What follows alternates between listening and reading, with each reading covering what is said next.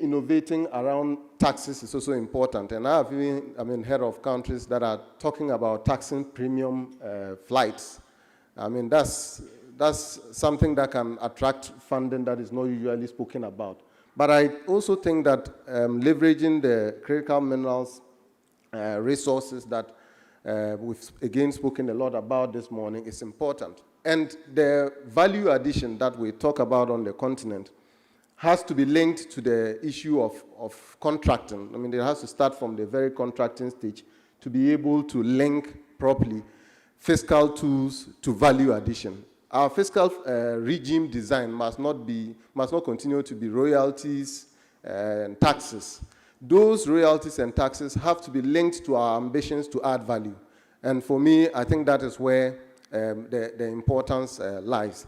If we do not frame contracts in ways that attract funding into the value addition sector that is linked to the energy transition and the renewable energy drive, I think it will be difficult to really move forward. But again, I think it's important to conclude by mentioning the often difficult subject to talk about politically, the need for reforming our public financial systems.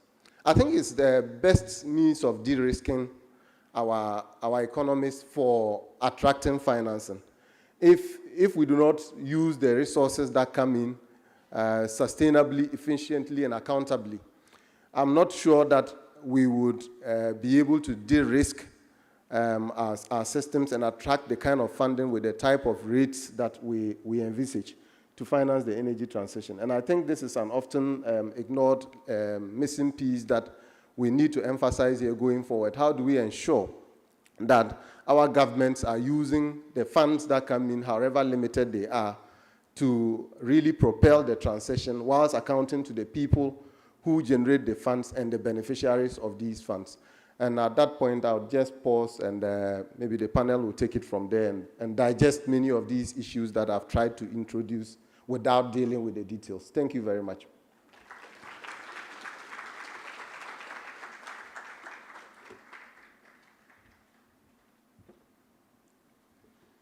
Thank you very much, Dennis, for setting the context for a forward-looking and an impactful dialogue. So indeed, the Future of Energy Conference is not just a mere talk show. It's not one yet another event, but it's a call to action, where over the next 2 days, we will have different ideas, challenge assumptions, and showcase solutions to Africa's lingering financing challenge.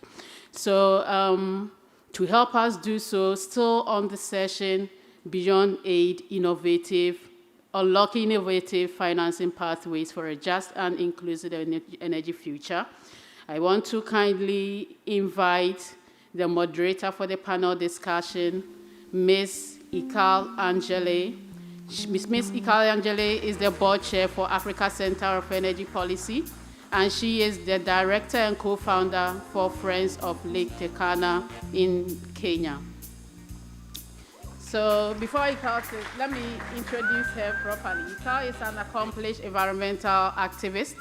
She is the co-founder and director of Friends of Lake Turkana, a grassroots organization dedicated to promoting social, economic, and environmental justice in Lake Turkana Basin, one of Kenya's most vital and vulnerable ecosystems. Ladies and gentlemen, your moderator for the first session, the board chair of ACEP. Thank you very much. Thank you. ACEP keeps upgrading me. When I started these meetings, anyone who's been here for the last 8 years know I only talk about local. But now they're getting me to talk about the African situation. So I'll ask my panelists to please come to the front. I'm not going to mention your names, you know yourselves. Greetings to the panelists. They deserve a round of applause. Everybody in the hall, raise your hands and give them a resounding applause. Discussing issues of importance. Oh, Nicholas, Dennis, Jeke, Emeka, and Nana. going to break protocol. I'm not Mabel. I will not say give them the whole profile. I'm going to ask them to take 30 seconds to tell you what's not on the profile. So each of them is going to tell you something that's not on the profile. We spend so much time talking about the credentials, but I think what really builds us is the things that we don't know about people, things that are not work-related. So I'll start with Dean. Take a minute to say what's not on your profile about yourself. All right, thank you. I'm thanking you for the opportunity, not for the question. What's on not the profile? Let's see. I'm allergic to dogs and cats and goat meat. So, yeah, that's the interesting part. Thanks. Summary. Great. Good morning, everyone. I'm a diehard Arsenal fan. How many Gunners in the room? Thank you.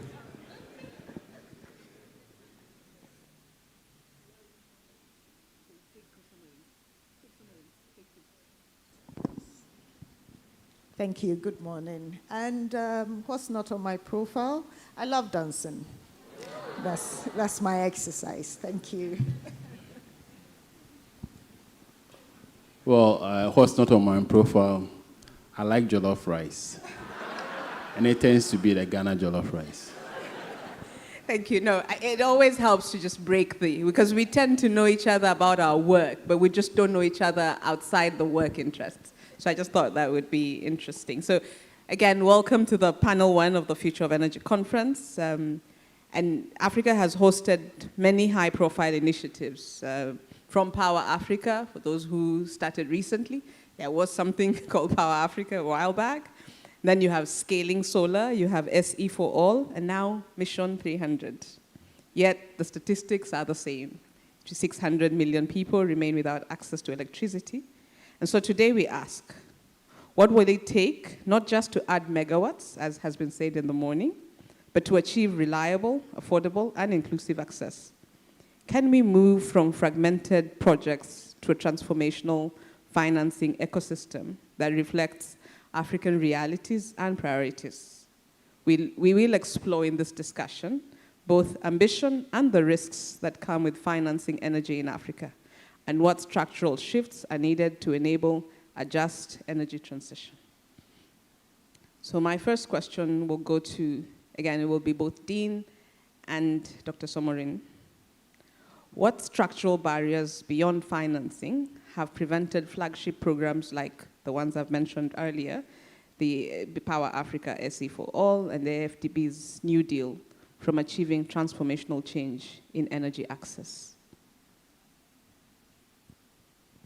Thank you very much. I thought I'd be the last speaker, but here we are. So let me do my very best. When it comes to your question, Ikal, I think beyond how we want to envision Africa's developmental agenda and we look at energy access issues, we need to acknowledge 3 structural deficits that currently exist within the ecosystem across the African continent. One is a lack of food sovereignty, which is perpetuated by the lack of clean cooking alternatives. The second aspect is obviously the lack of energy sovereignty, which is then in turn looking at 600 million people as mentioned, but in 2030 we're looking at 720 million people without energy access if we continue on this trajectory. The third is low value content of exports relative to imports. Essentially, we produce what we don't consume, and we consume what we don't produce as an African continent, meaning that we sit at the bottom of the global value chain. Essentially, what this causes is what we call structural deficits that weaken African currencies. Deficit model and how we understand it, at least from 2023 stats, is that we are exporting goods worth $627 billion annually, and we only import 457. So if you subtract that, we're looking at 170 billion in trade deficits. That's how much we're losing as an African continent. If we look at the Green Climate Fund, it's 10 billion pot. If we look at the climate finance promised in 2015, it's 100 billion. If we look now at the flow of money coming from the global south to the global north, it's an annual amount of $2 trillion US. That is what we are facing as the African continent. Now, furthermore, if you look at the Bretton Woods system, when Africa was at the peak of its independence, we unleashed what we call the Bretton Woods system that gave birth to what we know as the World Bank. Now, in those times, in the 1950s, there was no African country independent, meaning the systems that we put in place, the systems that we set up, were actually put in place to perpetuate inequality, colonialism, and racism.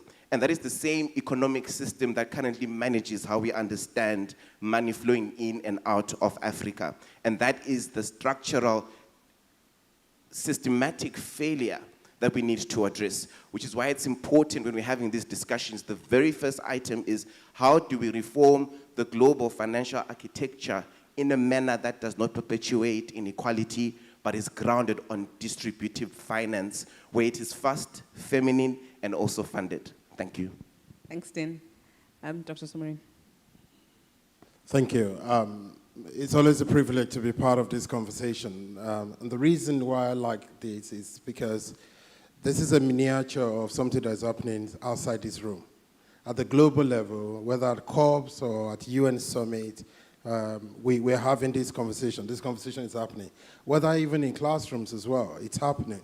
And it's been happening for years. The question is, what is going to be different, or what do we need to do differently going forward? Now, perhaps I want us to look at ourselves.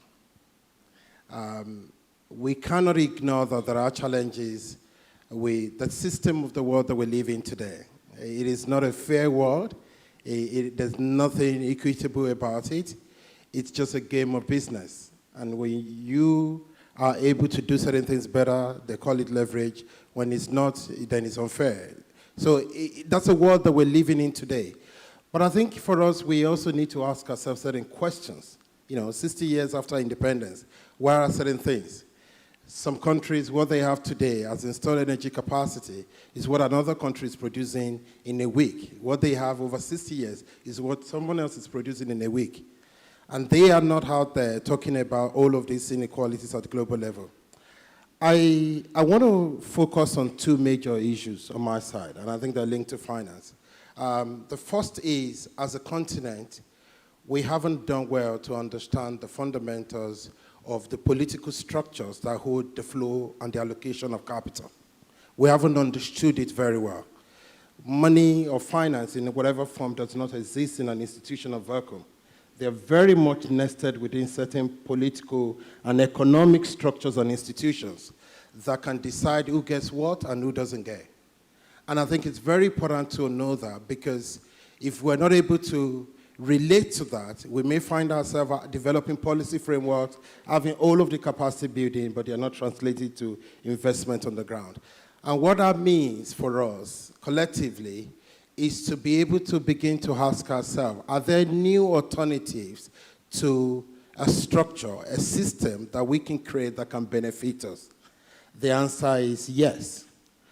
We need to redefine partnership. We need to move into an age where the partnership that we seek today should be the partnership that benefits us. We choose people who choose us.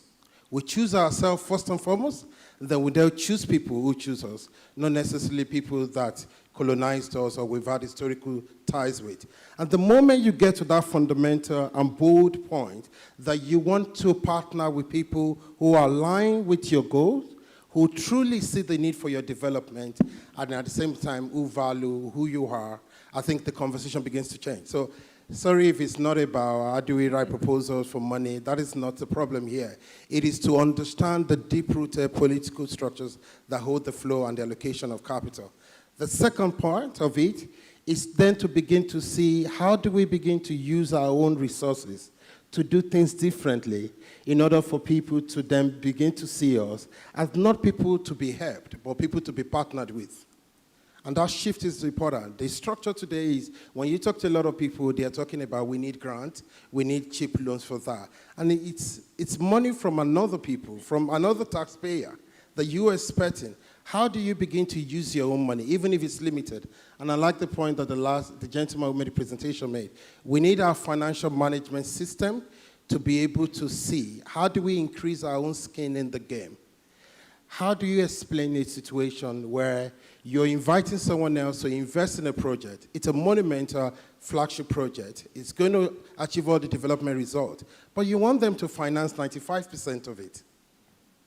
I mean, ask yourself as an individual, Why do you want to push the risk to someone else and not to yourself? So it's very important that we redefine how do we allocate our own resources and how do we begin to push forward with the investment that we have, and then we move away from this idea, come and help us, to come and partner with us. Thank you. So just pick, and because I know you are, by virtue of alignment to the Mission 300, so what financing and design principles must underlie what is currently the platform on the table, Mission 300, to ensure, one, it delivers affordable, reliable, and inclusive energy, especially just building on what Madame Rukaya said around off-grid, particularly for off-grid and marginalized communities. What are some of the quick suggestions that you have based on the current, what's on the table, but also on your suggestion around what are our current resources?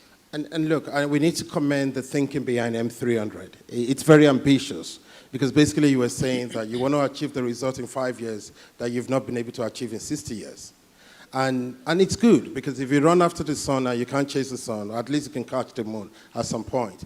But what I find fundamental in M300 is create a structure, a partnership arrangement where we spread and share risk, as opposed to putting it just on one entity.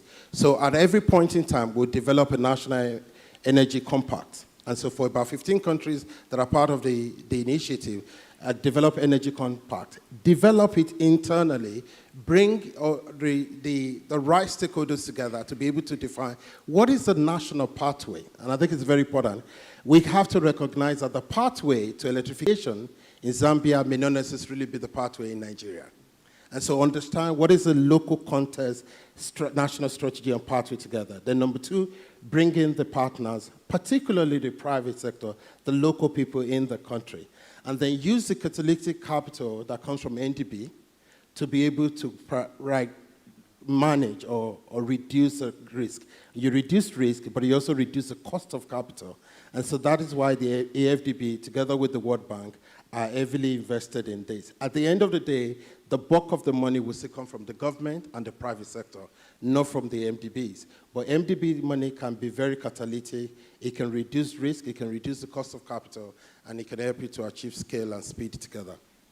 I saw Mr. Appiah partly shaking his head, agreeing and sometimes disagreeing, so I'm going to ask him the next question. So how can governments embed the Mission 300 within their national development plans and decentralized strategies to ensure long-term affordability, rural inclusion, and accountability? Well, just to add to what has been said, I think some of the structures and programs we have are regional based. We have to decentralize them to fit the environment that we find ourselves. So elsewhere in markets where access is significant, like let's say in Ghana, energy access is over 80%, whereas in the sub-region or the same West African countries like Sierra Leone and others, energy access is significantly below 50%. So you don't pick those regional programs and just implement them across. You'd have to tailor to suit the country. So whereas in countries where the access is significant, what you are looking at is support generation sector so that people can have reliable energy, industries can grow, etc. In countries or territories where access is quite limited, your Mission 300 program and other regional programs should support access to energy. Because if people do not have access, productivity will be low and economic activity will be slow. And so we should have programs tailored to various countries to assess or to meet their needs. And the other thing is that governments should also have policies that support the private sector to drive inclusivity or growth. Historically, we've had government championing every activity. Government should be in the business of governing and also driving policies and programs to support private sector participation. We should allow the private sector to drive some aspect of our energy transition or energy growth. And a very good example is what programs are the programs you implement to support private sector participation. Like historically, we've had PPP programs, IPP programs, and lately we are not hearing a lot about that because we are not creating the right environment for these players to play in the market. So where in countries where government is consistently and constantly giving subsidies, it's a risk because any private sector participants will not be guaranteed that subsidies going forward. And so we should tailor our program to suit the specific needs of our country. If we're doing that, then that helps to support the regional policies that we have. We've had all the programs you mentioned, the 4seal. These are programs that we've had historically. Over the 60 years, we've not been able to achieve. It's been even over 100 years and etc. We've not been able to achieve what others are doing and others have done in few months. Why? Because we have not tailored the regional programs or even worldwide programs. We go for these conferences, we write the policies, but we don't tailor them to suit our countries or our territories. And so we should tailor the policies to suit the needs of our countries. Thank you. And just to think through, and it's just an open question, what does ownership look like when money is coming externally? But something that we can sort of chew on. But to Ms. Nana, so beyond sovereign guarantees and subsidies, what innovative mechanisms can de-risk the energy projects that everyone's talking about? Because you're talking about private sector, you're talking about different financing. So what, beyond sovereign guarantees and subsidies, what innovative mechanisms can de-risk energy projects while protecting citizens from high tariffs? Because we've always seen it's either the citizens will bear the burden either by debt or by high tariffs. So how do we protect them? This is working now? Yes, it is. Thank you. Thanks for that question. I think this is a critical question, certainly for the future of energy access and fiscal resilience in Africa. Diversifying finance sources is a necessary evolution for African governments. It is essential, but without the structural safeguards, it risks becoming a fiscal trap. So it's important that we look at it carefully. In looking at it, the challenge is not just about attracting financing or looking at broader sources of capital. We're looking at designing investment frameworks that balances affordability, reliability, and long-term sustainability. So saying that, we're looking at what it is that we can do, what are some of the key structural reforms that we can do to ensure that we're able to attain. This essentially ties into SDG 7. So top for me is looking at independent tariff regulation. It's important that we establish autonomous regulatory bodies that are able to set tariffs that are transparent, with transparent methodologies, and again, facilitates less political interference to ensure that we have tariffs that are transparent and does not give shocks to the end consumer.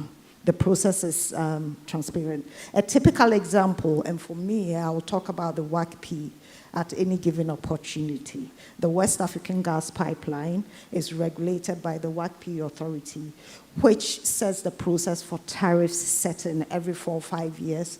It's a transparent process whereby we look at how cost-effective that tariff is, also looking at the end user, the governments that are at the end of it, setting low tariffs that they are able to transport gas to generate energy for the end user. Going beyond that, we can look at local financing mechanisms, and this takes a lot of effort in developing domestic capital markets. It's important that we're able to do this, going beyond local green bonds that was talked about, mentioned earlier, and infrastructure funds that can mobilize domestic savings. In researching for this project, I came across the statistics that in Ghana, at the end of 2024, private pension funds, in fact, funds sitting in pension funds, that is being invested in short-term deposits with minimum returns. It's about 80 billion at the end of 2024, 80 billion Ghana cedis, that's let's say $8 billion US. It may not seem a lot, but it's just sitting there, and we can leverage on that. 57 billion Ghana cedis of that is in private pensions, and that is something that we can leverage on in terms of local domestic financing to support this agenda. Thank you. So maybe just to add to that, I mean, you say it's a thing of the past. And what's sovereign guarantee? It's just a system where a country underwrites the financial obligation of a private sector operator in the event of a default or the occurrence of some termination event to take on the liabilities. And some of the liabilities include, so for instance, if you develop a power project, that power project is expropriated by some of these, let's say, military regimes that we've seen in West Africa recently. What it means is that they are taking on the obligation of the debt providers. They are going to take on the obligation of the termination cost, because once you terminate the contract, there's costs that arise out of that. And then you are taking over the cost of the private equity or the private sector cost or capital that you brought in. Sovereign guarantees are no longer sustainable because it's a blanket check that you are giving to a private sector operator. If today you terminate that contract, that private sector operator can attach any property belonging to the state. So Ghana terminates a contract today, they can go to our embassy in Guyana, in UK, and attach it, sell it, and then defray the cost of their project. That's what it means. So we have moved away from sovereign guarantees. And the other reason why sovereign guarantees are no longer sustainable is that a lot of countries in Ghana, close to about 50%, are high risk of debt distress, or either debt distress or defaulted on their debt. So alternative options lately are what you call put-call options. Put-call option has been used to finance the energy project in Ghana, for instance, the early power project, and in Nigeria, the Azura project. We also have comfort letters. So government can give comfort letters to support projects. We also have standby letters of credit. The reason why you are giving sovereign guarantees is because of the credit worthiness of the off-taker. Now, if the off-taker's credit risk is low, people are ready to do the project. So we should enhance the credit worthiness of the off-takers by allowing them to charge realistic tariffs. If they are charging realistic tariffs, there will be no need for sovereign guarantees. Thank you. All right. And I think something that, again, Mr. Kaya mentioned around dollarizing, I wanted to ask Dean, in this particular case, are we seeing, do we think we are ready for long-term power purchase agreements in the local currency? Because in consideration of what you just said around the financing weight is. Yeah, thanks. I think we're on the right path, but also the right path we need to compromise on a lot of things. And some of those things essentially is, we've talked about sovereign guarantees and how they reduce risk while we're moving away from that, but we're also not talking around the word risk. Because Africa is a continent with plenty renewable energy potential, number one. And we've got a significant percentage of the world's supply for transition minerals. That is the region we are classifying a risk to invest in, essentially. And that is a problem. And essentially, if we're looking at it from that lens, we need to come to terms with establishing independent regulatory bodies as suggested that are actually grounded on creating an Africa Credit Rating Agency where we ourselves can own the narrative of what can be funded and what is not fundable. Because currently, at the moment, that decision is not held in Africa. It's held in Washington, D.C., for example. It's held in London. It's held in every other city in the world other than one in Africa. And that is the cycle that we need to break, essentially. The other aspect is creating local currency loan facilities, which are very, very important. Because, for example, if I'm going to be a Nigerian oil gas company, and then I, for example, ship out my crude oil because I don't have refining capacity, because my country doesn't have the skills or tech transfer, I'm going to ship that out, and I'm going to sell it in the market. And obviously, for example, some countries such as Germany or France, for example, will buy that, right?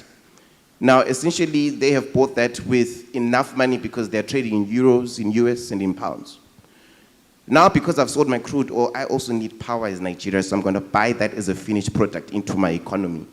But remember, I do not trade in euros or pounds or US dollars, I trade in naira. So I need to then convert my naira into euros or pounds or euros. But when I initially sold my crude oil, it was a different foreign exchange rate at that day. That means the volatility of the foreign exchange does not take into account as the Nigerian economy are now buying a finished product, meaning I am not breaking even as a country, meaning in order for me to make up for that deficit, I need to go back to the World Bank and borrow more money. In order to keep the cycle going, I'm going to then ship off more crude oil. So we need to establish more local currency loan facilities, which is what I believe Mission 300 is doing. And I applaud them for that. The free facility has been exceptional because essentially we are giving countries loans pegged according to the country's currency, the local currency, not US dollars and not pounds. And in a way, you are empowering that community or that country in this instance to actually own and chart its path forward, essentially, and not be victim to the different volatility of the foreign markets, because we're not in control of them, essentially. And I believe that is how we're going to win this battle, owning that narrative. And again, the big question around ownership also becomes quite important as we unravel this discussion. Thanks. Yeah, so to Dr. Somorin and Nana, so what concrete regional mechanisms, again, because we've talked about regions when Mr. Pia was talking, what concrete regional mechanisms could help African countries hedge financial risks and stabilize electricity pricing? Because again, we've had that through the morning, electricity pricing keeps coming up. So what are some of the suggestions you'd have in this particular case? Well, I think embracing the regionality of the solutions is very fundamental. I think of all the regions in the world, and as Africa as a region on the own, but also within Africa, we haven't really maximized, perhaps optimized our power pool arrangements well enough. And we could do a lot better with that. You know, it was very funny in the morning when the minister said, we get gas from Nigeria, and then we hope to sell electricity back to them. And you ask yourself, you mean Nigeria does not know what to do with its own gas? But I mean, it's just interesting to be able to see that. But yes, but that is itself is a partnership that can happen at scale. And the regionality part of it is to recognize comparative advantage. I would embrace that idea if the cost of electricity generation from gas is cheaper in Ghana than producing it in Nigeria. So then the comparative advantage in Ghana then makes it sense. It makes sense for it then to be exported back to Nigeria. So recognizing what are the unique value points within the region, but also recognizing what are the energy sources within the region, and then get a sense that where do we get investment that can give scale, and that investment, and we can facilitate the infrastructure. So one of the things that we've done at AFDB is basically to invest in transmission lines. You know, today we have almost a 2,000 kilometer water transmission line from Ethiopia all the way to Kenya to be able to evacuate power in Ethiopia and sell to Kenya. Because the cost of production of hydro in Ethiopia is ridiculously lower than the cost of hydro production in Kenya. And so the regionality of it, but then the question then comes in. What happens when you then have countries who are protecting energy sovereignty? You know, who don't want to be too exposed to the politics of relationship and power changes. So obviously that's the question for another day. But we recognize our regionality, but we must also invest in the infrastructure that can make that regional arrangement to be possible. Thank you. Nana, just to add to your question, is more to look at, so do you think that ECOWAS and the ACFTA can facilitate pooled energy markets or shared investments? Do you see an opportunity like that? Oh, absolutely. And I think the YP is a typical example. It does exist. It's been in operation for 15 years now. And this is a cross-border regional project. Nigeria, Togo, Benin, and Ghana. It's in action. We're transporting gas. The minister talked about it. The gas that they're buying from Nigeria is coming through the YP and supporting regional energy production. Beyond that, I would like to make a comment in terms of hedging risk, and I would like to quote a report just to bring into perspective what the currency volatility adds to financing costs.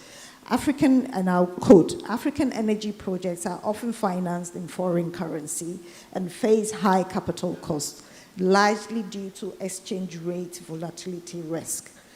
We all know that this definitely stifles investment. However, it's been quantified for the first time that shifting project financing to local currency is essential. With complementary policies and de-risking tools, we can reduce capital costs by up to 31% and provide electricity cost savings of up to 29%. And I think that is something that we need to look at with broad, cross-border hedging risk in local currencies, using platforms to facilitate financing in local currencies, like regional payment systems. We talked about the regional pooling, local currency bonds, and regional exchanges to support financing energy projects. Thank you. So, and lastly to Mr. Appiah, how can African governments redesign sovereign guarantees to avoid unsustainable debt? As we know, I think there's a debt conference happening in Accra, while attracting private investment. Thank you very much. So, like I said before, why do investors ask for sovereign guarantees? They ask for sovereign guarantees to protect them from obligations that arise from developing projects. And so the projects that they develop, they take obligations from senior debt holders, they take obligations from the promoters themselves, they put their equity in it, and they also expect a return on their investment. So 3 or 4 of these obligations or expectations are put in the project. So if something happens and the off-taker or the government is not able to pay, they lose all of that. So because of that, they will ask for a sovereign guarantee. And the sovereign guarantee gives them comfort. But what we can do for us as African countries to move away from sovereign guarantees is to charge realistic tariffs. Realistic tariffs for the various customer categories that we have. In Africa and for most African countries, households pay cheaper for electricity than industry. The reverse must be true, where industries are paying cheaper and households are paying more. What happens is that because of political reasons, in elections year, we suppress the tariff. And then right after elections, we just allow it to roll. And then we start screaming. So if government puts in subsidies are what we call deferred payments. If you are not asking the person who is supposed to pay 1 cedi or 1 kwacha for every kilowatt of power consumed, you are asking the person to pay 50 cents, for instance, or half of that. That 50% will have to be paid by a taxpayer, will have to be paid by some other source. So you are just deferring payments. And a very good example is what happened in Nigeria. When the new administration took over, they removed subsidies, and you see the distortion in the economy. So subsidies are not sustainable. So we have to charge realistic tariff. The second strategy to adopt is to support these investments by creating the right exchange environment. We should avoid imposing exchange control programs which serve as disincentive. For instance, if the person wants to repatriate profit, they should be able to repatriate the profit and still keep the capital in the country. If you put in some stringent or onerous exchange controls, it's a disincentive to investment, and that's what we've seen in some countries. There are proper structures to put in place to avoid sovereign guarantees. So if you are worried about the price of your product or your services swaying up and down, go for hedge contracts. If you are worried about expropriation, and that's something we've seen, for us as advisors, we've seen about 3 or 4 African countries that have gone through the military regime. A lot of the projects that we were working on there, the developers have abandoned the projects. Why? Because we've seen expropriation. These projects are being seized. Projects are being seized or taken over by the military regimes. And obviously, the question is whether they will be able to run them. They will be able to run them efficiently. That's something we will answer another day. But if you are worried about expropriation, go for political risk guarantee. Because the sovereign guarantee will not be available, but the political risk guarantee will help you mitigate that risk. If you are also worried about non-convertibility of the currency that you have, so in countries, historically, for instance, in Zimbabwe and other places, when you invest there, it becomes very difficult to convert your currency into any other currency. So you can go for political risk insurance, or you can go for hedge contracts. So these are very innovative ways to hedge your risk rather than relying on sovereign guarantees, because sovereign guarantees are no longer the options available. Thank you. So to all of you, and because you mentioned risk, institutions, and we all agreed that there's a fragmentation of projects. So what institutional safeguards, either regulatory independence, accountability, local engagement, are essential for building investor trust? And do we have models, perhaps like co-governance models? I think the minister spoke about partnership, PPPs moving beyond the typical PPPs to looking at new ways. So what are some of those institutional safeguards that we could start looking? Can start from you going that way. Yes, so thank you very much. We've mentioned PPPs in the past, and I always say when I visit my colleagues in East Africa that they say, yeah, don't talk about triple Ps, because in where we live, triple Ps are called perpetual pending projects. We want to move away from perpetual pending projects to projects that are not perpetually pending, but that are running. So we want to do IPPs, we want to do projects with partnership that work. And so joint venture agreement with specific focus to develop a captive power for a mine is something that we can easily execute. So we go through these PPP processes and it creates problems. So for the first time, Botswana signed an IPP project. And it's a very rigorous process, a very interesting process. The reason why a lot of PPPs and projects have failed is that we don't structure them properly. So if you go through a proper structuring process where parties have right obligations, the obligations are fairly distributed, they will not fail and they will not be perpetually pending. So you should go through the proper structuring process and this project will be successful. Thank you.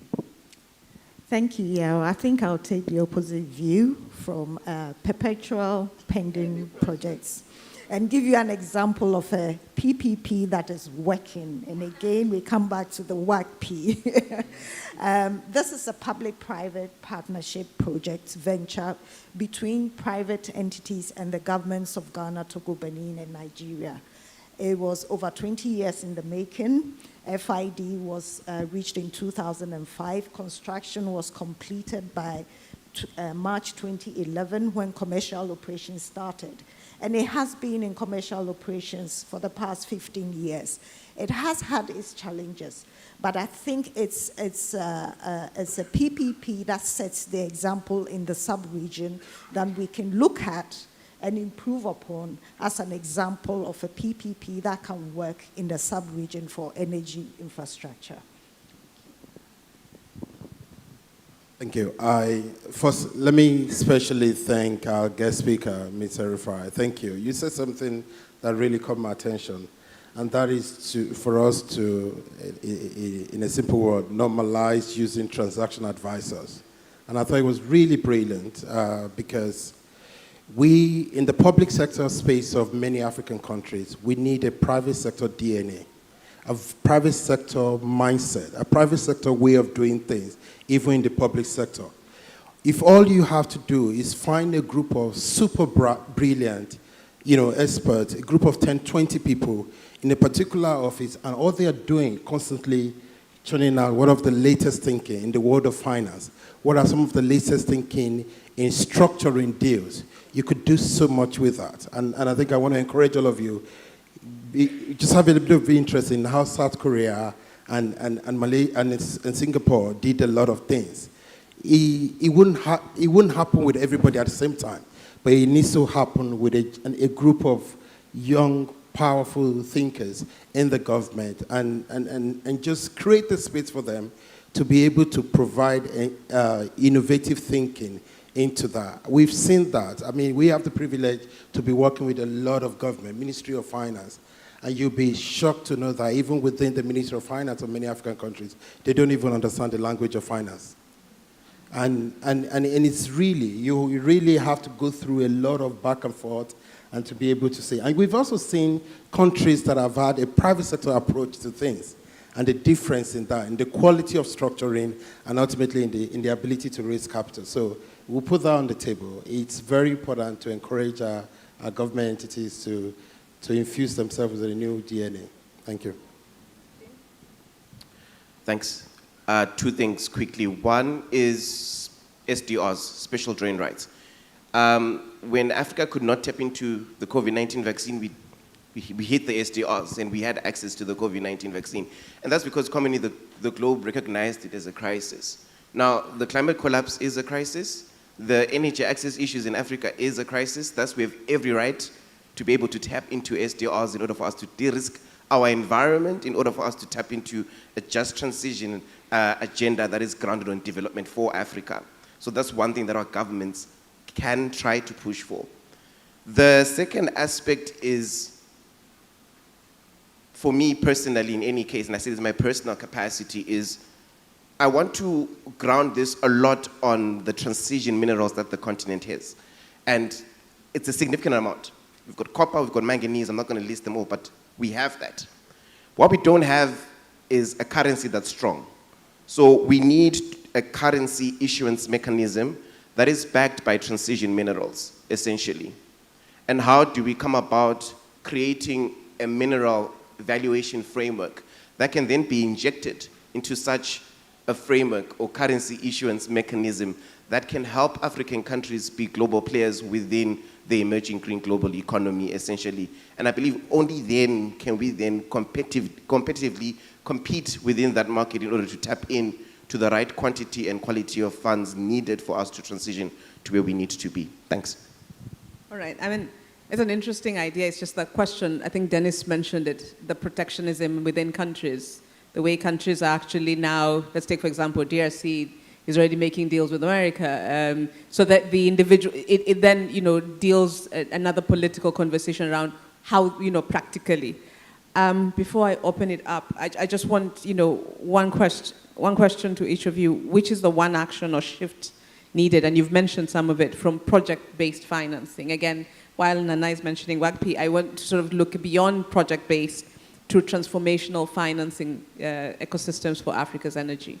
Because I think the challenge is that right now, whether it's the desert, solar desert project, it really is what is being used to frame the African conversation that then doesn't address some of the institutional problems that we keep seeing within the financing sector. So what is the one shift that you think is important to move from the sort of here, the big blips here and there, to just really engaging with the financing? So I think the good thing is we've got sophisticated citizens, to say. A lot of people read, have access to the internet, etc. So we should engage the public a lot more to get them to buy into projects.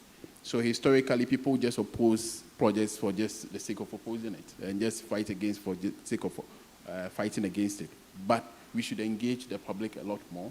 We've seen projects that have been successfully executed because the people in those communities bought into those projects. So if we educate them, they will buy into the project, they will support the projects to come aboard. Thank you. I think I'll take the lead from there. It's about stakeholder engagement, getting the right people involved, the public, private, the government, talk together and establishing a framework that works for the African continent, for our context, and not just taking a blueprint from somewhere else and bringing it to Africa. Thank you. Well, one shift I would like to say is very much within the policy domain, but it's not just any policy or policy framework. See, a policy framework that is market creating. And I want to repeat that, policy frameworks that are market creating. Most of our policy frameworks is about, we're doing this, but they're not very specific about the market opportunities to capture the how, and as well as the strategy around that. So a bit of a different way of doing our policy work. Thank you. Thanks. For me, it's Africans celebrating Africans.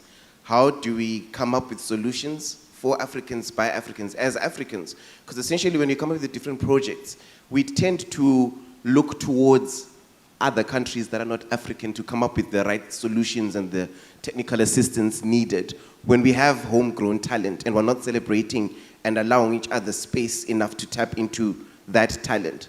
Because I do believe that the only person who can tackle the energy access issue in Africa is someone who's actually experienced what it feels like to sleep without lights on.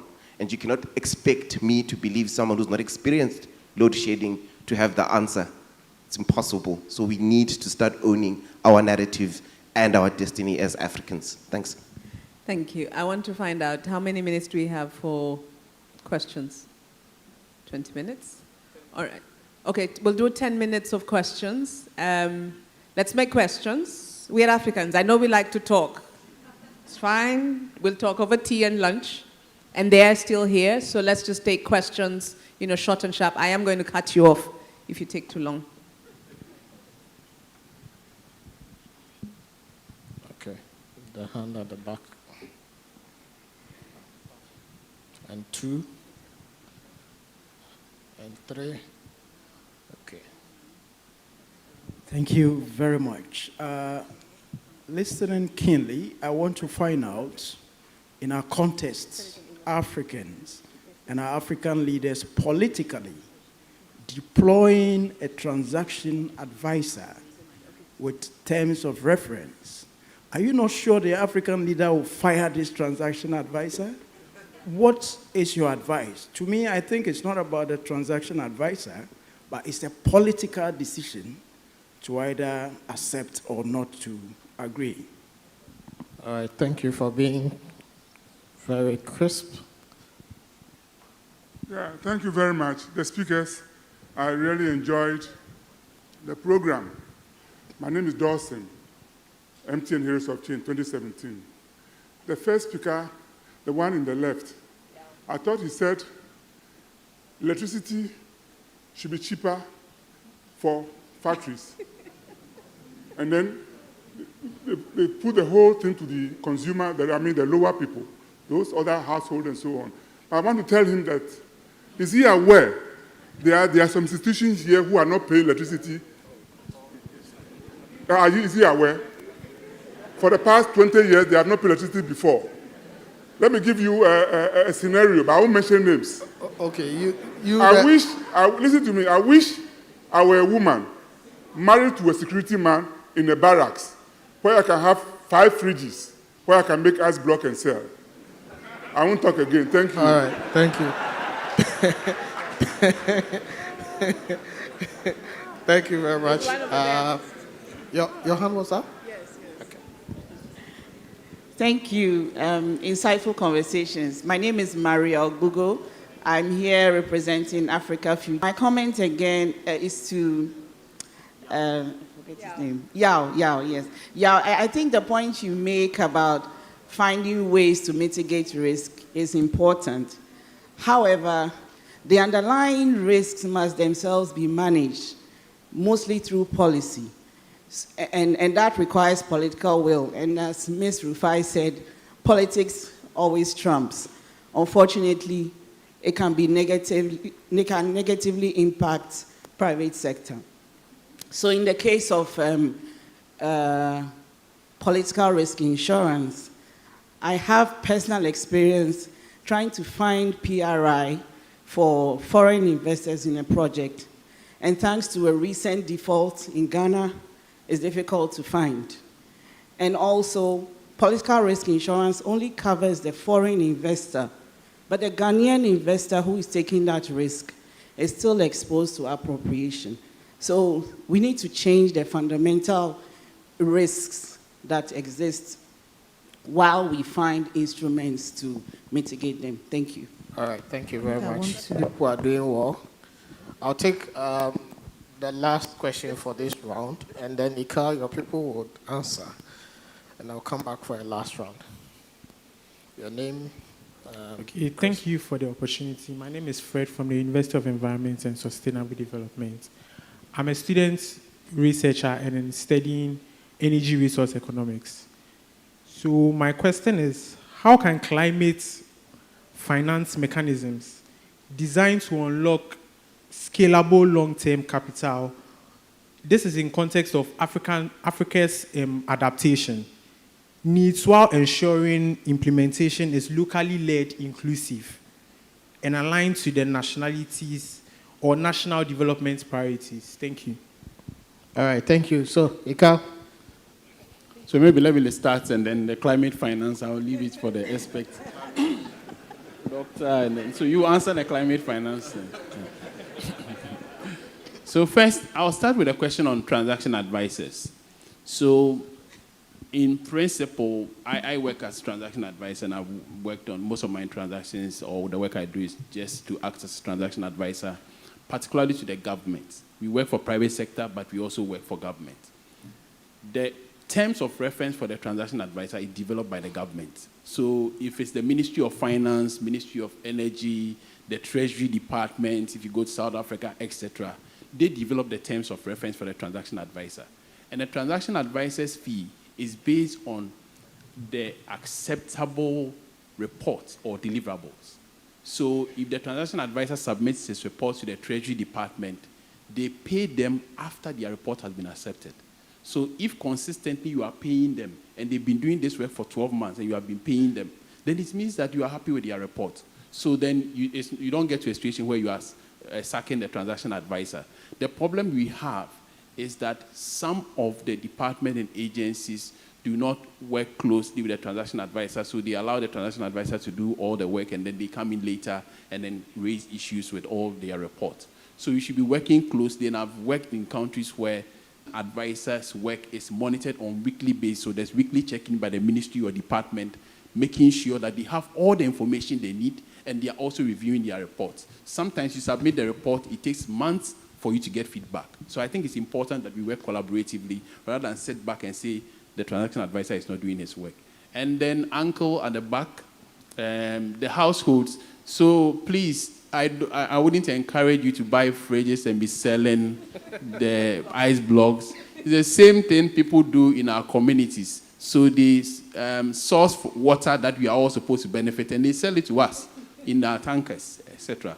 So we should not be doing that. And the reason I say that is that, look at it from this context, that if there is increased productivity, a lot more people will get employed.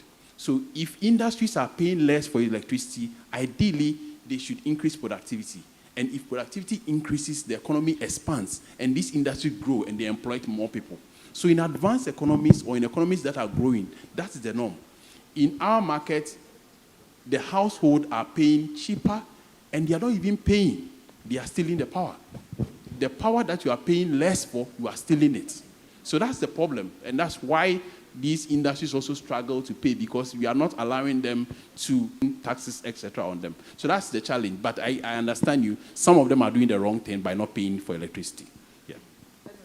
Political risk insurance. I have experienced that as well. We tried to call on it, and the World Bank wouldn't touch Ghana with a barge pole.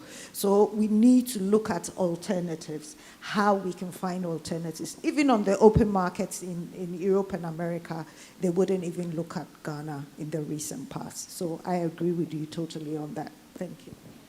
All right. So before we get to the climate finance questions, Yao, I want to say that what I was referring to in the transaction advisory work, it's not just about writing reports. I'm talking of a group of people, including lawyers, that are also there with you, helping you to do some hardcore negotiation so that you don't sell yourself short, you know. So that piece of work, start from the back end part of writing report, looking at that. But going further to do, you know, cost-benefit analysis, thinking of scenarios, you know, and do a number of sensitivity work so that when they now get across the high to the people you're negotiating with, when you come very strong and prepared, they don't throw certain things at you. You know what I'm talking about. So that piece of work is very important for our public actors. On the climate finance work, it's interesting now that where we talk about renewable energy, we have an opportunity to talk about renewable energy and investment into it in order for us to be able to reach energy access and electrification, which is very critical for our economy. But as well as doing the work around, you know, decarbonization, we also have an opportunity to tap into the pool of capital available in the climate world. And I think it's a very good opportunity that we need to maximize, and we haven't done well to be able to take advantage of that. If you have an opportunity to knock on 2 doors in order to be able to get access to capital to do something, I think I'd transition. And then I'll take one more question, and then we'll wrap up. Before polling, friends, colleagues, and comrades, we will have some time to speak amongst ourselves, and there are many more conversations. We're just trying to manage time, but it doesn't mean the conversations end here. I always feel that the tea conversations are much more deeper than the panel. But thank you. My name is Pauline, and my question is a very practical one. I believe that conferences like this should cause changes, and that is what ASEP believes in. My question is regards to tariffs. There's a current crisis in Africa. It's happening in Mozambique. Next year, by March 2026, one of Africa's largest smelters is about to be shut down. I don't know if you know about the Mozal project. Mozal produces aluminium and it feeds the EU market. It supplies about 30% of aluminium to the EU. So we are talking about the relevance of Mozal for Africa's the energy transition and feeding into the global supply chain. But this company will be shut down next year. It has the risk of shutting down next year because of tariff. And yeah, you mentioned that industry should pay cheaper than households, and I agree with you. That is not what is happening with Mozal. They are negotiating with the government and with ESCOM for so many years, and no progress at all. So the company is forced to likely shut down. My question is to you and my good friend Funsho. What can be done if you were in the shoes of South 23? What would be your negotiation points with the government of Mozambique and with ESCOM? We need to solve a problem. And from here, maybe ASEP and Olufunsho and the AFDBs can go to Mozambique and solve this practical problem, because we are talking about it here. It shouldn't be a talk shop. So I've given you a live case study. Okay. Please help South 23 solve the problem now. Thank you. Thank you. So the panelists can. As you say, as you answer your last thoughts also. Thank you very much for the question. Ben, that's going to be for you, okay? When you write the first draft, we will provide additional comment on the first draft. But it's a very good point as well. And look, we don't have a lot of time, but I want to invite, my last word, I want to invite you to a side event in the afternoon that AFDB will be leading, talking about some of these complexities. I'll keep it there. Thank you. Or maybe Pauline, tell the Mozambican government to come and engage me as a transaction advisor, and I'll help them address all their challenges. And we've seen similar challenges even in Ghana. We have a smelter that is also going through a similar problem. And for your information, the Akosombo Hydro Dam was built to support the Ghana smelter. But today, the story is different. So I know that it's the same problem they are having, not only in Mozambique, but in the other countries. So ask them to come and see me. Thank you. For me, I think the long and short of it is that in looking at financing alternatives, we need to be innovative. We need to look at tariff regulation, independent tariff regulation. We need to look at performance contracts. We need to look at de-risking tools, alternatives beyond political risk insurance and the multilaterals, and also hedge currency risk using regional platforms across Africa. Thank you.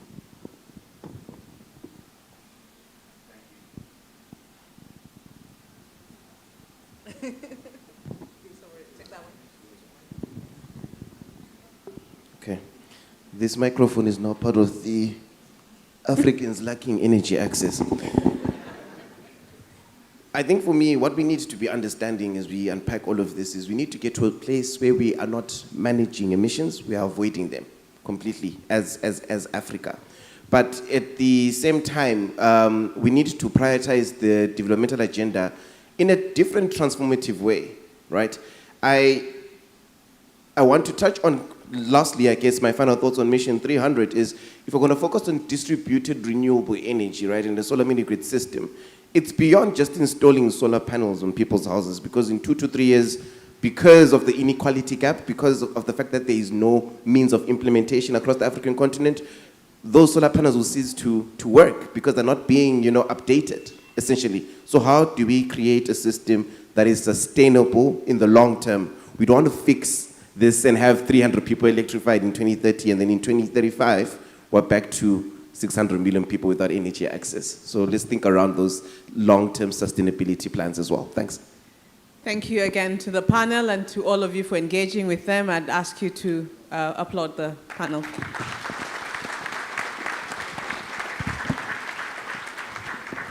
So the panel will take a group photo, and then we'll move straight to the next.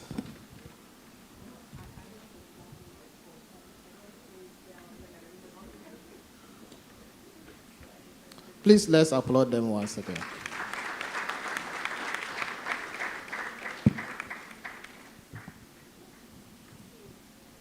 Thank you very much, Ikao and the team. I know it's midday and people's sugar levels are low and they will need some but indulge me for the next 30 minutes. We have a fireside chat without a fire, where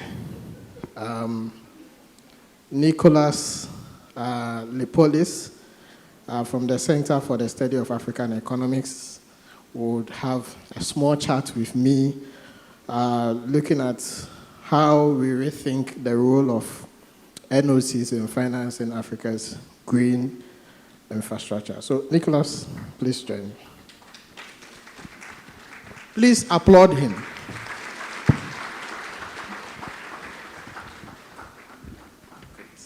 Stand here? Oh. Yes, without a fire.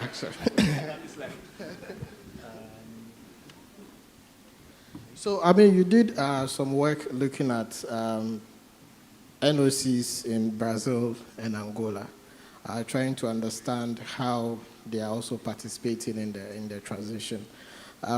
What are the exciting lessons from that work that you can share with us? All right, good afternoon. It's officially afternoon now. Firstly, let me greet the ministers, authorities that are here, and thank Ben and the ACEP team for bringing me here. It's a real pleasure. I'll propose something a little bit different from the question. Since this afternoon I'm going to be in a session with NRGI talking about the specifics of the Brazilian and Angolan cases. I was thinking of maybe bringing, like, just proposing. I know there's a lot of experts here and people who are, in positions that are dealing day to day with the challenges of energy transition in Africa.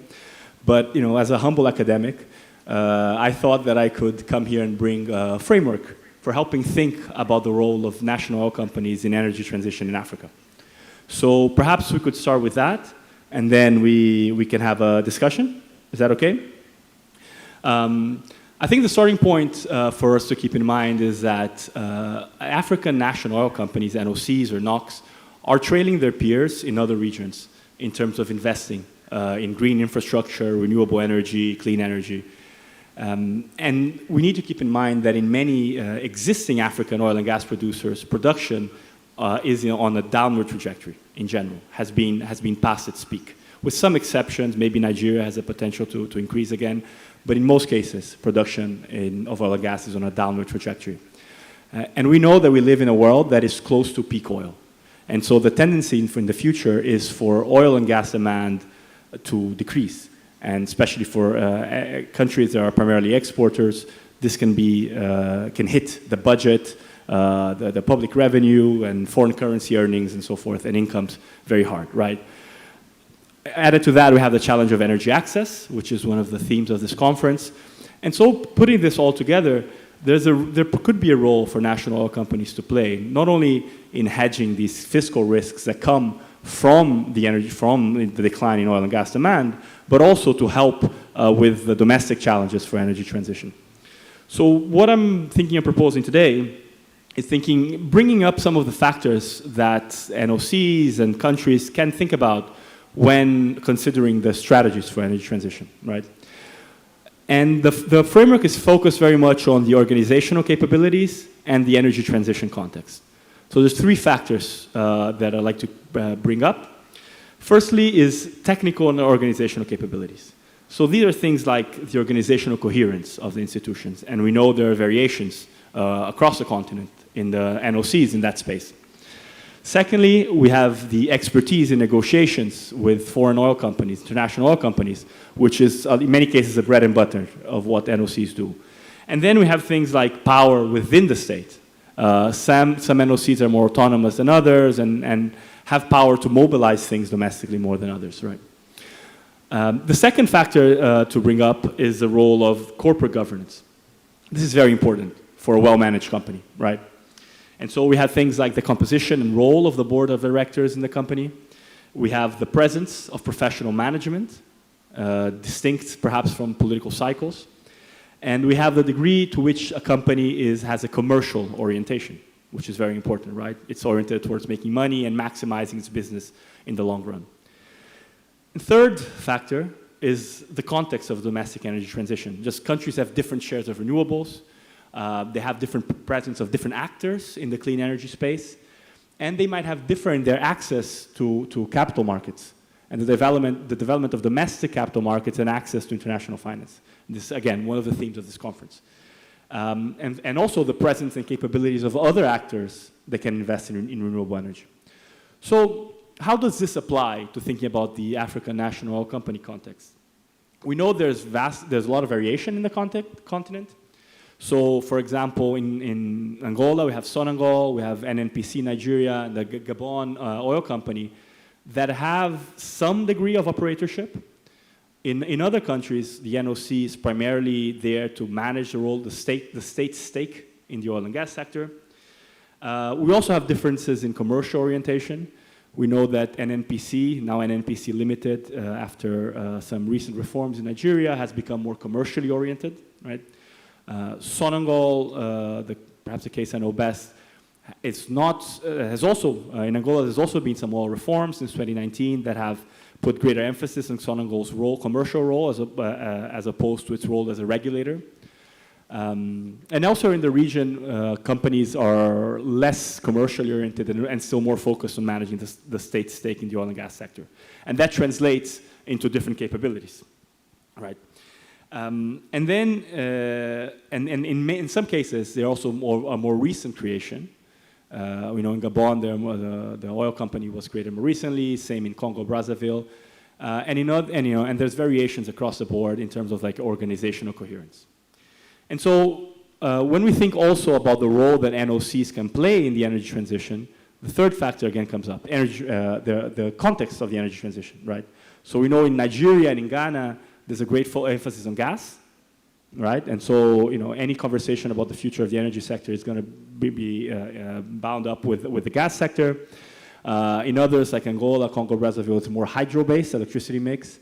And then other countries also have different degrees of energy access. We know that here in Ghana, Ghana has been quite successful in extending energy access, similar in a country like Gabon. In others, energy access remains a major challenge, right? And so putting this all together and thinking like in a more propositional way, we think about the strategies that make sense in each context. Well, who are the actors? Has there been enough investment? And what is the role that the NOC can play? Well, I think the key insight here, and perhaps if you want to bring home something from this conversation, and then knowing that I'm standing between everyone and their break, if you remember one thing, it is important that the national oil company focuses on the tasks to which its capabilities equip it for. It cannot do more. If you're a low capability institution, you cannot expect to be investing in grid infrastructure and EV charging stations and whatnot. But if you're high capability, then you can be a little bit more ambitious, right? And one thing that perhaps all NOCs in Africa have in common is that they're the key interface between the private sector, often international oil companies, but increasingly domestic oil companies, and the state. And so that gives them a role as a key broker for investments in green infrastructure. And I thank Ben for proposing this term as my presentation title, because that's the key. NOCs are key brokers in facilitating the deployment of capital in investing in energy, right? And things like joint ventures and partnerships can be good tools to make these investments happen. It's also important that these partnerships are very much focused on capability transfer. And that is one of the key advantages of partnering with international actors. If you're partnering with international oil companies or other entities that have these capabilities, then the partnership has to always be thought in terms of capability transfer.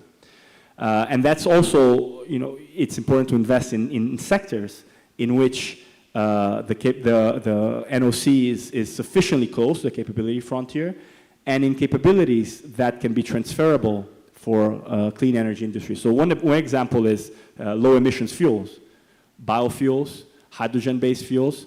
These are areas in which oil companies can use their existing capabilities in managing gases and liquids, and can equip them to invest in industries that can have export potential in the future and compensate for declining fossil fuel revenues, right? Right. So let me stop you there a bit. If you look at the African NOC context, the NOCs have become part of the political patronage system.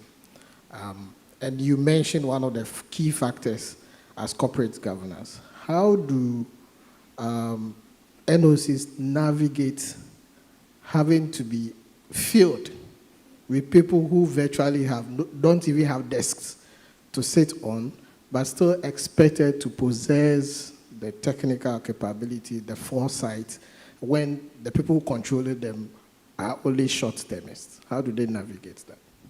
Kojo, I have to thank you very much for asking this question, because this is exactly what the next thing I was about to say. How do we build these capabilities, right? And we know that the political context can be very challenging, especially when you have alternations of power. One government comes in, has one vision for the company, another government has another vision for the company, and most dangerous of all, sometimes governments can use the resources of the company for their patronage needs, right? And so here's the importance of building a political consensus. You need to have an elite consensus, a political consensus, on the importance of respecting the technocratic integrity of the oil company, right? And you have to shield them from this political game. I know this is much easier said than done. We have people here who can do the change, since we expect this conference to be, one action-oriented conference. But that is a secret. But I think there's a role for not only political actors, but civil society organizations who are spreading the message.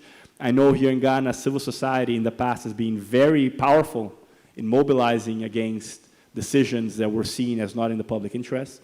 And so civil society does have the power to promote these visions, right? And it's also important to proceed gradually. You cannot run before you can walk, right? And so if you don't have a desk, you need to set your ambitions adequately low. And in some cases, NOCs cannot be expected to invest in the energy transition.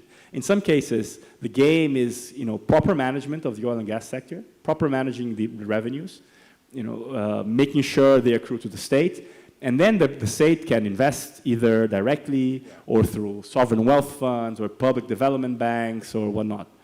And so it's very important to keep in mind at what stage you are, and that should guide you into what you can and cannot do. And politics is fundamental for that. Okay, we are at our end stage. I'll take 3 questions or comments from the audience based on the role of NOCs in financing the energy transition, and then we can wrap this up. And then you can join his session later in the afternoon to get more insight. So any questions going? The sugar level is so low. No questions? Okay, so wrapping up, 3 things that you can point for NOCs to start doing in terms of actively participating and also contributing to the entire climate finance conversation. Okay, so again, the recommendations are probably going to be context dependent, but I say firstly, focusing on the proper corporate governance mechanisms.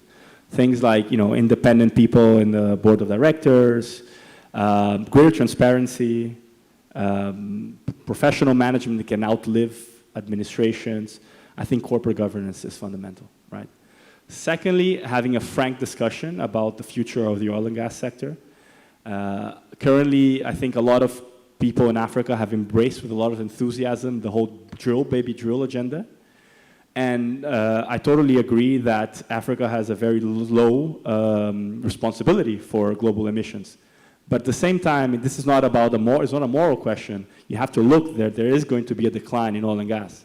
So from a very pragmatic perspective, you need to have a very frank conversation. How do you see the future of the oil and gas sector, regardless of kind of ideological conversations, right? And the third one is to be very careful about the size of the plans investments that countries are embarking in. I know there's a tendency to be very ambitious and to have these very kind of forward-looking development aspirations, but it's probably wiser to proceed step by step, bit by bit, and so don't take a step that is longer than your legs can allow for. And so that will be my third recommendation. All right. Thank you very much, Nicholas. Please, let's appreciate him. Thank you for sharing with us. We are now at the point where people are excited. So you can clap harder. So we will take a break, a snack, coffee health break and also use that opportunity to visit a number of exhibitions that have been set up behind here. So we have some energy innovators that are showcasing innovations with regards to clean energy and others. So I entreat you to go there. And then we have just 25 minutes for all of that, all of what I've talked about. So grab a bite, go see the exhibitions, and then we'll move straight to our side events. We'll have the first set before we'll have lunch, so that you can have something to look forward to. The first set of side events, the first one, scaling innovation to power Africa, financing research for a just energy future by the Africa Center for Digital Transformation. That is virtual, and I know those of you who are interested, you have the link. NOC's peer learning session on just transition by the NRGI. Nicholas is going to be there as well. We have dialogue on just transition, the case of electric vehicle adoption by the UNDP, inclusive e-mobility for a just transition by the Center for Extractives and Development Africa. And then the fifth one, building Africa's resilient energy future, the role of traditional knowledge in clean energy innovation and transitions. Please, we are very pressed for time. So if you see me around nudging you like I did last year, encouraging you to move along, I hope that you'll be able to do that. Now, we have 3 of the side events. We are going to quickly partition this place. So there will be notices at the entrance by the time you come from your snack break. So we are expected to be back from our snack break by 12:40, so that we can start our side events. I wanted to say bon appetit, but some of you would go straight to the exhibition. So happy sightseeing. I'll see you soon.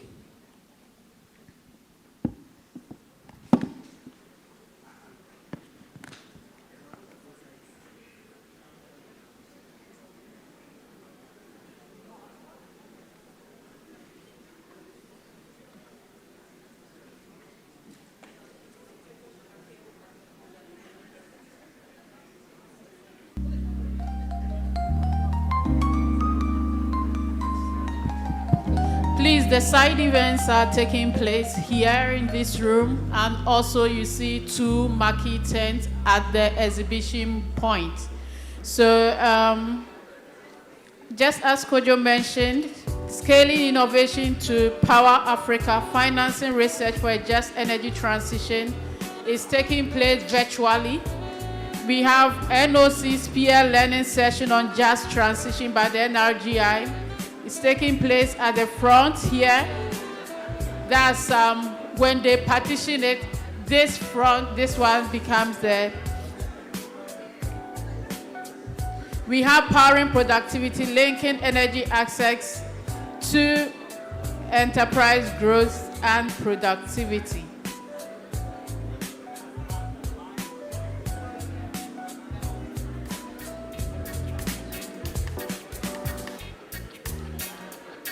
All right, so please, we can proceed outside.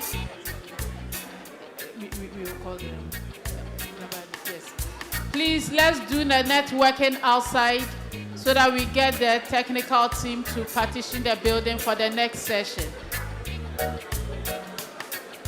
Let's do our networking outside. You may proceed to the exhibition center of the park. Let's proceed to the exhibition center. You may proceed.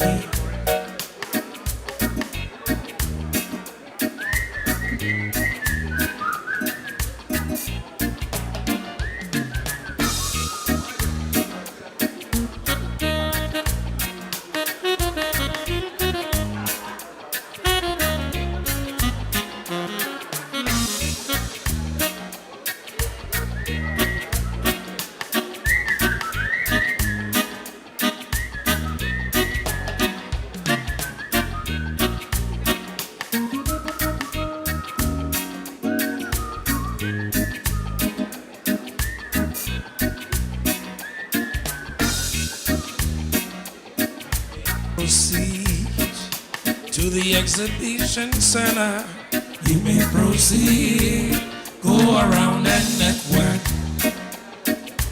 Ooh, the future of energy refurbishes my spirit. Think about the economic value. Think about the climate. Think about the details you will spill out. Celebrating the day. Well, let it be. From consumption to unlocking. Please, let's carry the conversations outside. Africa's power. Let's carry the conversations energy. outside. Talk about so that we the can value quickly chain. convert the place for the side event.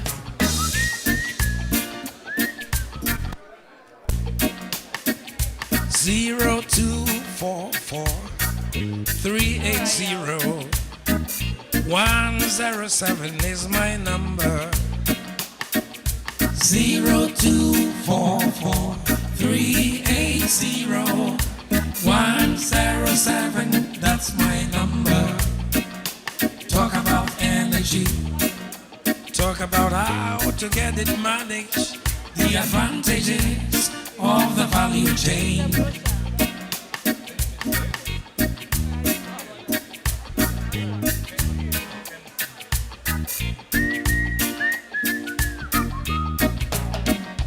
We've been complaining all the time.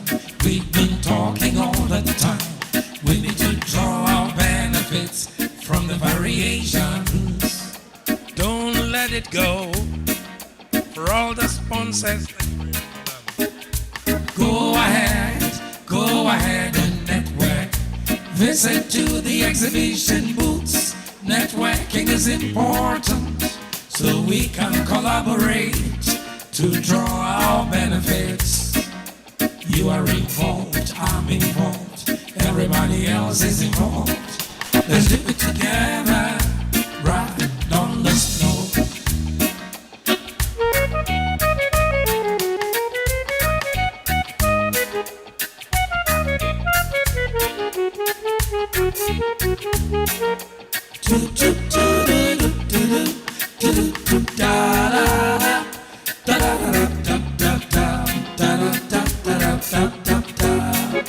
Oh, Africa, talk about energy, talk about all the benefits, nothing you need.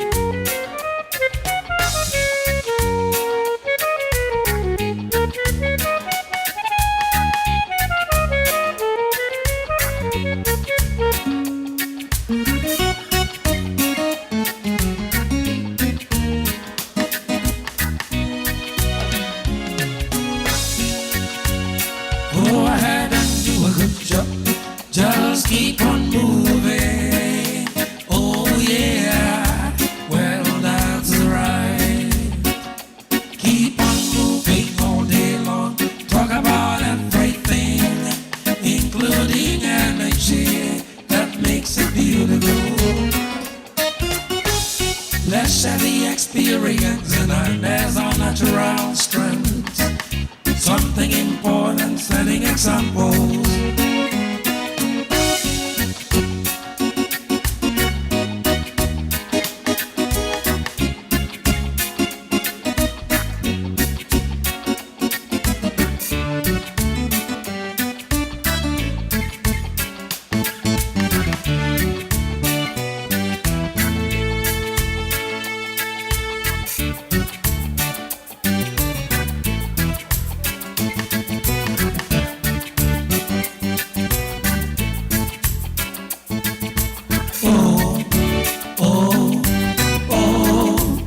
Let's get along. Oh, let's walk the smile. Let's do the talk and walk the talk. That's important. Oh, oh yeah. Well, I love your submissions on the panel. To all the panelists, would like to say kudos to your efforts. That makes it beautiful.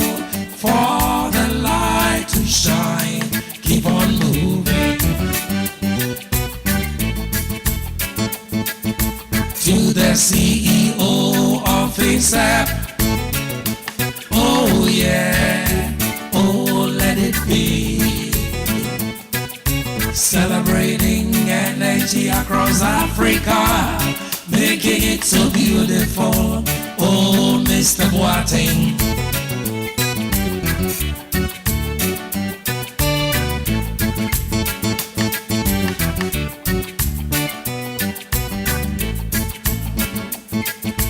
Guantanamera, Guantanamera, Guantanamera. Whilst doctor walks through the hall, heading outside. Well, I love your presentation this morning. Kudos to your efforts. Mr. Bloody Bay, tell her she is super. Well, that is right. Do tampa-da-da-da-da-dum-pam-pa, tampa-da-da-da-da-dum-pam-pa, tampa-da-da-da-da-dum-pam-pa. Talk about it in the daytime. Oh, Penelope, send this message to your dad. Tell him it's been a long, long time. I salute you for your beautiful presentation. It was such an example.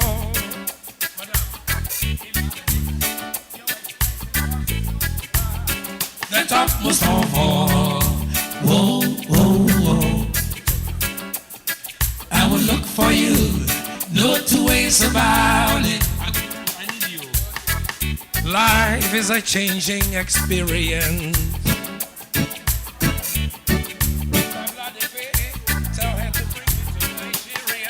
Celebrating, celebrating energy. When you brought all the examples, it was super. Talk about energy. Well, this conference is so symbolic. The conference is held on the anniversary of the hotel. Talk about it every day.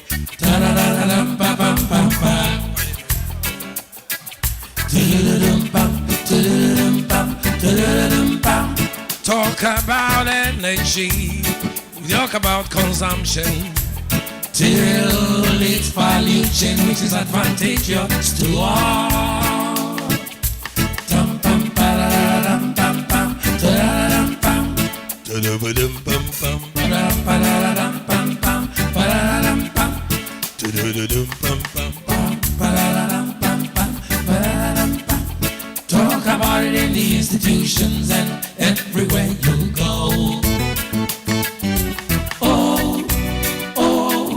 What to say? Tell me something.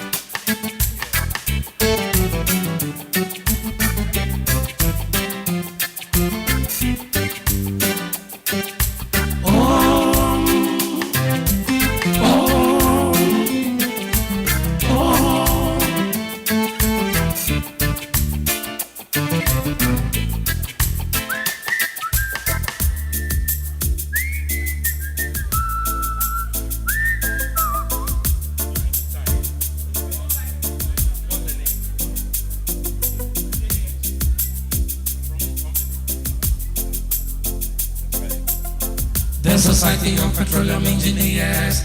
One day we'll tell a story. Preservation of energy. Don't waste no fuels and fossils anywhere. Talk about it anytime. I know it will be our story. Oh, James, enjoy the rest of the day.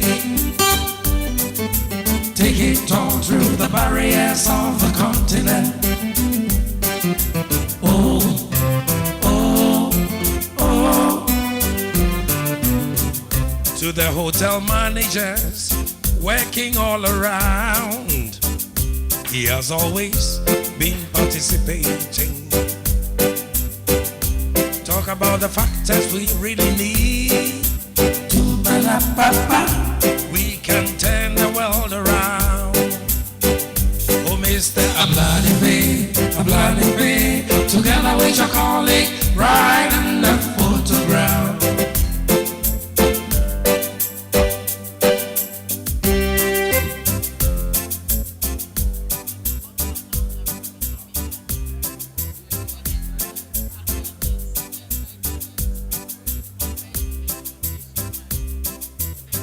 Distinguished ladies and gentlemen, after the outdoor event, we will converge for the indoor day. We need to come back right in the hall. We will converge, well, that's what it's all about. We will be coming back to the hall again. Let's inform the hotel. Let's inform the hotel. We will, Mr. Bladipe, we will be coming back to the hall again. Let's inform the hotel management that they should know. After the outdoor event, we will converge in the hall again. We need to know, we need to convey the message to the technical team. We must inform everyone. After the outdoor event, we will convert. Ladies and gentlemen, would like to inform each and everyone going outside, please convey the message. Please, are you packing the tables? Because we'll be coming back to the hall once again. So please let it serve as a reminder. We will converge at the hall again right after the exhibition outside. After the outdoor event, we'll definitely come in and then we'll conclude. Let me pass this announcement on. Please tell a friend to tell a friend, tell a colleague to tell a colleague. And if you are sipping water, you should also convey the information. You are sitting right behind your laptop. Please do convey the information. It's key.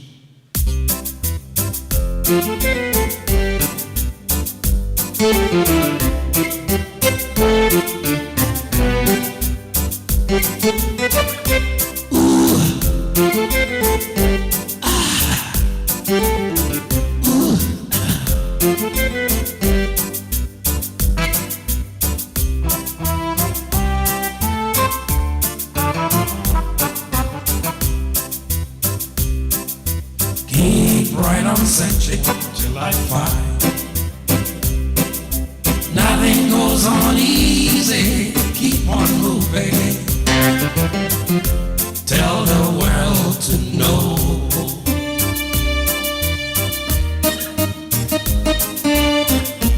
Hello. So, please, after the side events, so after the snack break, we are breaking out into the side events. Again, the sessions are scaling innovation to power Africa, financing research for a just energy transition, will be held virtually. We have NOC's peer learning session on just transition will be held here. So this room is being divided into three. We will have the front, then we have 2 rooms at the back. One here, one there. So we will have the NRGI session on NOC's peer learning happening at the front. Please, you enter from this side, the very first door to my right. Then we have inclusive e-mobility for a just Transition, the Center for Extractives and Development Africa, left back. So here, this section where I'm standing. Then we have built of traditional knowledge in clean energy innovation and transitions by SYND and Gaio, happening right back here. This section, entrance is there, over there. Yes, NRGI is using the frontage. The entrance, you come from here. If you come from here, you can't access the frontage for NRGI. And please take note, after the first round of side events, we go to lunch. Lunch is on the we come back for the second round of side events. And that one we have the Africa Energy Policy Lab, left back here.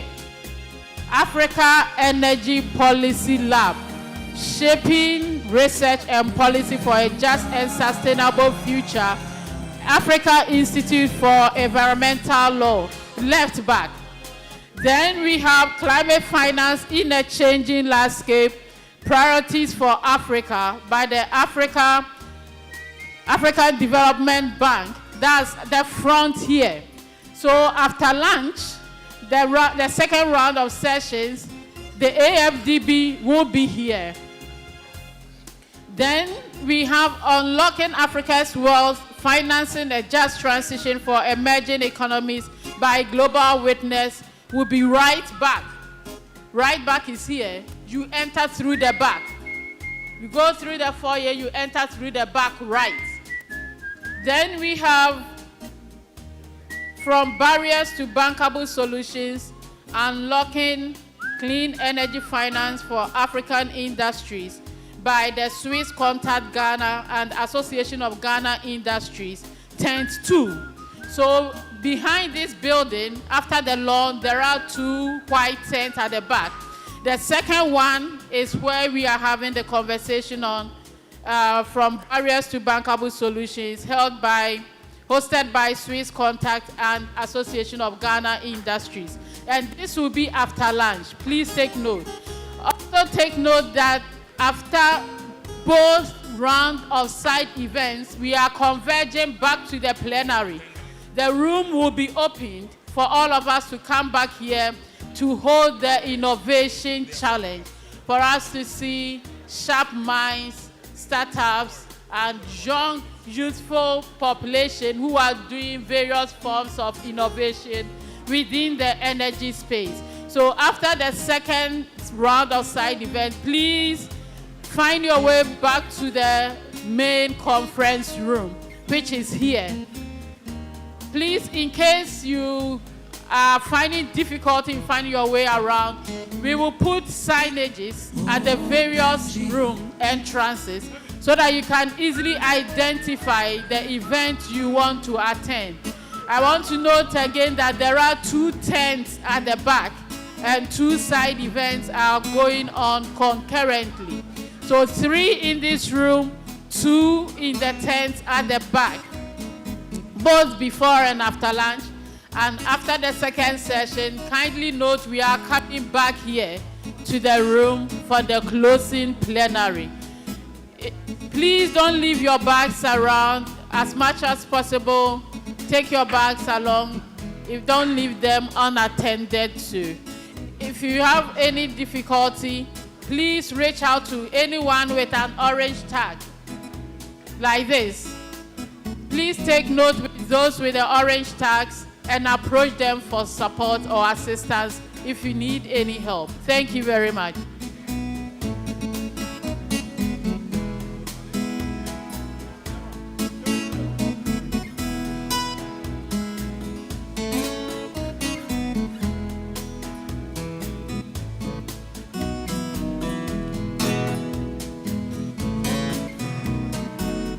You'll be coming back right in the hall.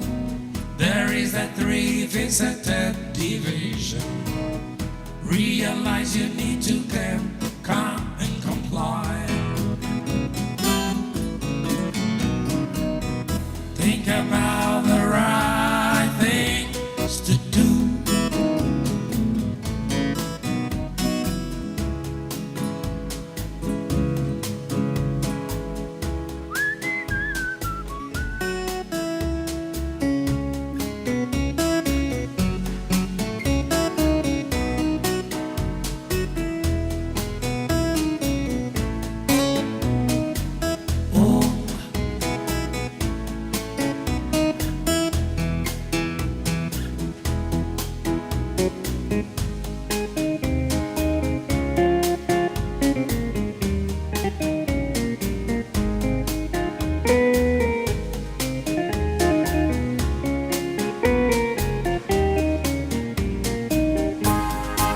Remember to pick